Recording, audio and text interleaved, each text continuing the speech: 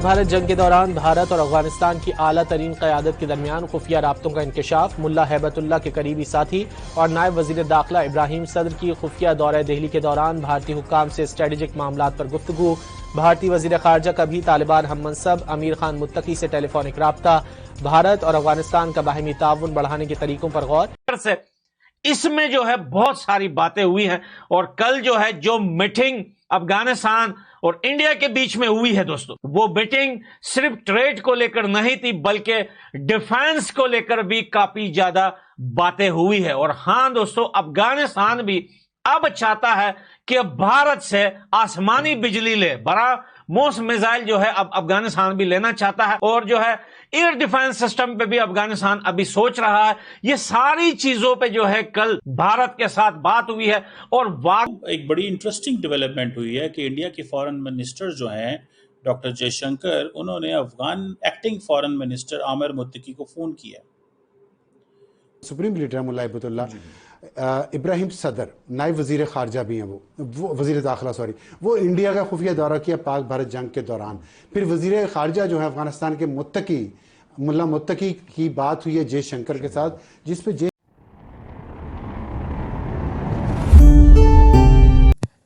नमस्कार दोस्तों, a very warm welcome to India special on channel.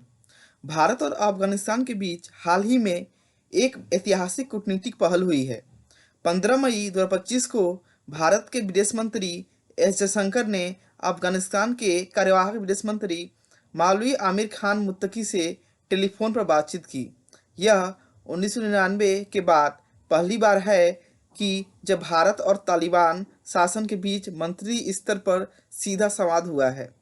इस बातचीत में जयशंकर ने अफगानिस्तान द्वारा भारत के साथ अविश्वास पैदा करने के प्रयासों को दृढ़ता से खारिज करने की सराहना की। साथ ही उन्होंने 22 अप्रैल को जम्मू कश्मीर के पहलगाम में हुए आतंकी हमले की तालिबान द्वारा की गई कड़ी निंदा के लिए आभार व्यक्त किया। यह संवाद भारत की अफगानिस्तान के संबंधों को फिर से स्थापित करने की रणनीति का हिस्सा है, विशेषकर पाकिस्तान के साथ बढ़ते तनाव के बीच। इस पहल से क्षेत्रीय कूटनीति में तय समीकरण बन सकते हैं और भारत अफगानिस्तान के संबंधों में एक नया अध्याय शुरू हो सकता है। और इसी विकास से पाकिस्तान तिलमिला उठा है। तो आइए इस तिलमिलाहट की झलक देखने के लिए चलते हैं पाकिस्तानी मीडिया की ओर। तो एक रीज़न या जस्टिफिकेशन दी गई है, ये इस हवाले से मैं समझता हूं कि इसमें अगर कुछ हकीकत होती भी है, लेकिन उसके साथ साथ उनकी कुछ इस तरह की मुलाकातें रिपोर्ट हुई हैं वहां पे हाई लेवल पे इन टॉक्स का। ये अगर नीचे वाली तस्वीर में अगर आप देखें तो विक्रम मिश्री साहब के पीछे जो है ना वो खड़े हैं और इस चीज़ में। दूसरा इसमें ये है कि मुझे ज़ाती तौर पे ये लगता है कि इंडिया चाहता है कि अफ़गानिस्तान को किसी तरह अपने वो जो एरिया ऑफ इन्फ्लुएंस है उसके अंदर लेके जाया जाए। और अब आइंदा आने वाले दिनों में शायद इंडिया एक बड़े पैमाने पे इन्वेस्टमेंट्स भी करेगा अफ़गानिस्तान के अंदर, पैसा भी लगाएगा। देखिए, इंडिया के पास रिसोर्सेज तो बहुत ज़्यादा हैं। तो दोस्तों, ऑपरेशन सिंदूर के बाद ब्राह्मोस मिसाइल की मार्केट काफी ज्यादा बढ़ गई है।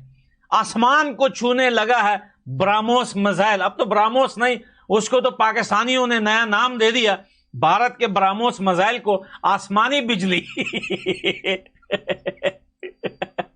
क्योंकि जब रावलपिंडी के जो है वो ग्राउंड को जब वहां पर निशाना बनाया था तो कह रहे थे कि भैया ये आसमानी बिजली है।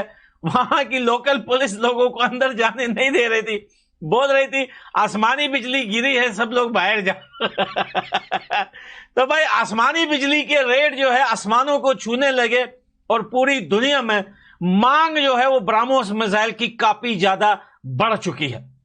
आप लोगों को कंफर्म न्यूज ये बताता जाऊं कि 17 कंट्रीज इस टाइम जो है वो बिल्कुल एक्टिव हो चुके हैं ब्राह्मोस मिसाइल को खरीदने के लिए और बिल्कुल रेडी बैठे हुए हैं। कल जैसे आप लोगों को बताया था कि फॉरेन मिनिस्टर जो है तीसरी जो है वो जयशंकर की जो आमिर खान मुत्तकी से जो टेलीफोनिक कन्वर्सेशन हुई, और उसमें अगर जयशंकर का आप ट्वीट पढ़ें तो उससे मैं समझता हूं कि एक वाजे हो जाता है जिस तरफ ये इशारा, और ये जो बाज़-औक़ात ये डिप्लोमेटिक जो लेवल के ऊपर जो एक मैसेजिंग ही होती है जिसके जरिए आप कन्वे करते हैं कि हमारी पॉलिसी या जो हम किस तरफ जो है वो इंक्लाइन कर रहे हैं, उसकी तरफ से जो जयशंकर की तरफ से स्टेटमेंट आई, और फिर उसके साथ साथ अगर देखा जाए जो अफगान जो तालिबान गवर्नमेंट है उनकी तरफ से उससे कहीं ज्यादा डिटेल में ये इन्होंने इसके ऊपर प्रेस जो स्टेटमेंट अपनी जारी की है जिसमें भारत के साथ उनके ताल्लुकात का जिक्र किया गया है। पोर्ट कंप्लीटली अपनी चाबहार पोर्ट को इस्तेमाल कर पाएगा और अफगान तालिबान को इधर ले जाएगा।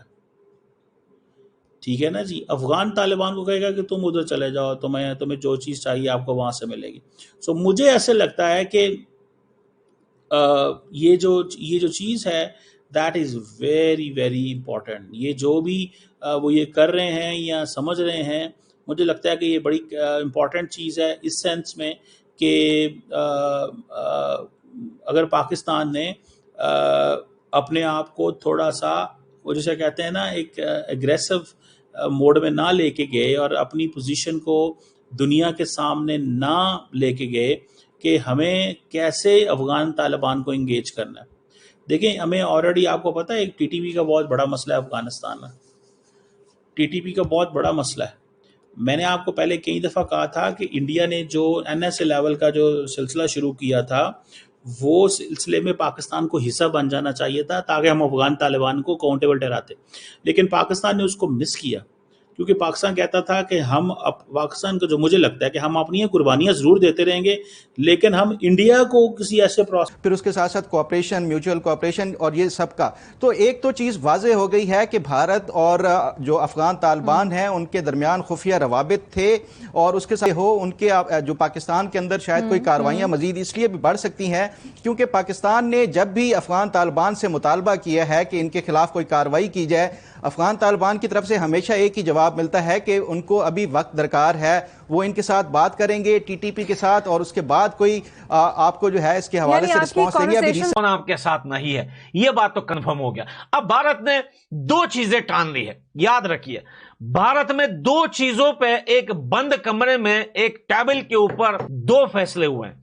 एक वो फैसला जो कंट्री भारत के साथ है, डोंट केयर, चाहे वो मुस्लिम है, नॉन मुस्लिम है, ज्यूस है, कोई भी है, दुनिया की कोई भी कंट्री है, उसको अब हाथ पकड़ के साथ में लेके चलना है। मैं ओनली अफगानिस्तान की बात नहीं कर रहा, मैं पूरी दुनिया की बात कर रहा हूं। ये तो एक फैसला हुआ है।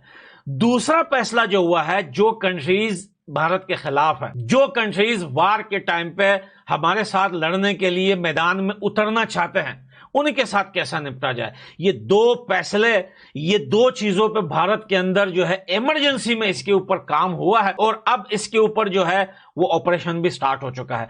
वेल, हम दुनिया को क्या करें, दुनिया से क्या लेना देना कि कौन सा देश साथ देता है भारत का, कौन सा नहीं देता। मैं अफगानिस्तान का हूं, मुझे भारत और अफगानिस्तान की बात करनी है। अब अफगानिस्तान के भारत के साथ जो रिश्ते आप लोग मीडिया पर देख रहे थे, जो सरकारी लेवल पर आप लोग सुन रहे थे, जो कुछ हो रहा था, अब वो 1000 गुना बढ़ेगा कल की मीटिंग के बाद। न सिर्फ जो है वो ट्रेड को लेकर, बल्कि अब अफगानिस्तान के तालिबान हर किस्म के वेपन बाय करेगा इंडिया से। देखिए, अब दुनिया, अब लोग बोलेंगे कि यार वेपन तो अब तालिबान के पास अगर पैसा है तो वो तो दुनिया के किसी भी देश से बाय कर सकता है। भाई, बाय तो कर सकता है, अब कोई ऐसा थोड़ी कर सकता है कि चलो मैं आपको इतना टाइम दे देता हूं, या मैं आपको अच्छी क्वालिटी का सामान दे देता हूं, या चलो थोड़े कम पैसों में दे देता हूं, या चलो आपके पास अभी आधे पैसे आधे बात में। अब वो अफगानिस्तान के साथ पिंगे क्यों बढ़ा रहे हैं पाकिस्तान, इसमें क्या पाकिस्तान के लिए कोई इशारा है? ब्रेकिंग सिट साहब, इसे डेस्परेशन करार दिया जा रहा है कुछ हल्के जो अनबाइज्ड है इंडिया में, कि जयशंकर साहब ने पहला ये मूव किया अफगानिस्तान की तरफ, वहां रब्ता करके